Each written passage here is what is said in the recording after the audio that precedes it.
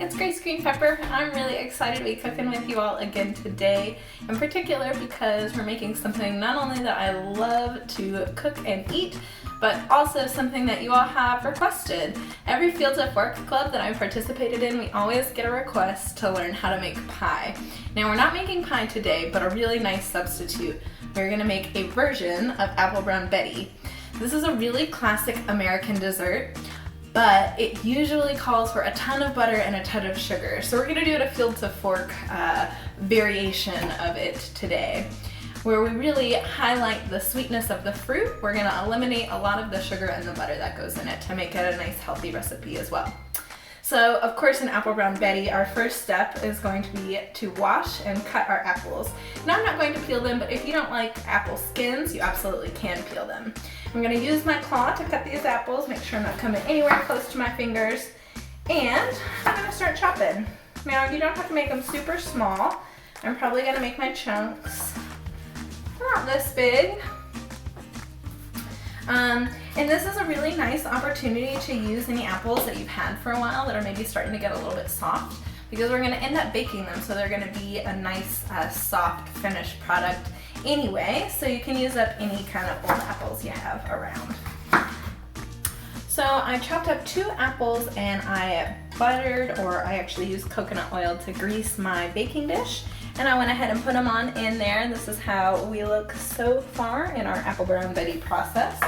And now we are going to create the crumble that goes on top. Now some recipes will actually use breadcrumbs, but I'm going to use oats today. And I'm going to use about 1/3 a cup just as a starting point. If you would like to add more or less, of course you can do that.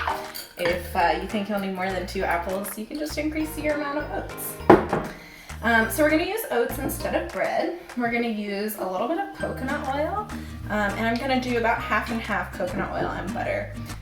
Probably about 4 tablespoons overall. So 2 big tablespoons of coconut oil in with those oats, and a tablespoon or 2 of butter. If you just have one or the other, you can absolutely just roll with what you got. Another good option is a really mild oil like sunflower oil, if you don't have coconut or butter. Next, instead of sugar, I'm going to use a little bit of maple syrup, and I'm going to do about 3 tablespoons of this.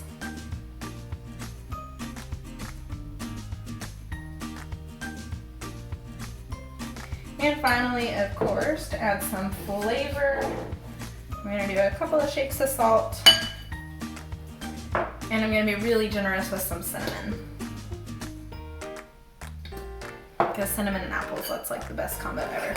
So now I'm going to stir up this mixture. We've got our maple syrup, oats, cinnamon, and our oil or butter to kind of create the crumbles that will go on top of the apples.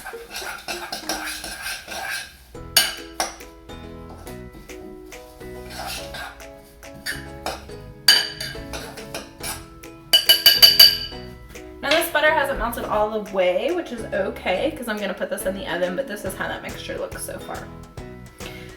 Now I'm just going to spoon this mixture over our cut up apples right into that baking dish. I'm going to spread it out so it covers the apples pretty evenly, even if you still have the chunks of butter or whatever. You just want to make sure those oats get really nicely spread out.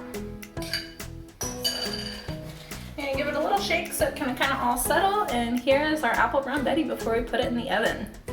Now I'm going to put this in the oven for about 45 minutes. You want to make sure those apples get nice and soft.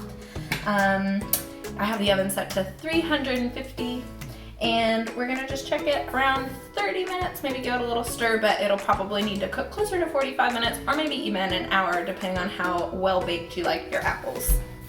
Now we did have cinnamon in the mixture with the oats, but I didn't think it was quite enough, so I gave it one final sprinkle of cinnamon before I put it in the oven.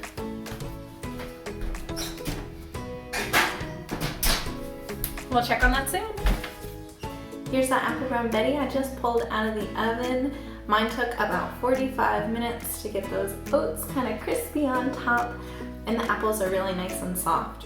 Now if you cut your apples bigger than this, you may need to give it a little bit longer in the oven, or if you use more than 2 apples like I did and are just making more of it, maybe leave it in there a little bit longer.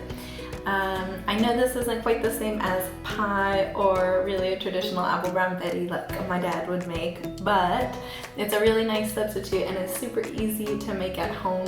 I love to eat it with a big scoop of plain yogurt with a little honey, or vanilla is really good too. What will you all enjoy your apple brown Betty with at home? I hope you have fun watching and cooking. Enjoy this recipe, and I'll look forward to cooking with y'all again soon. Until then, keep calm and eat veggies.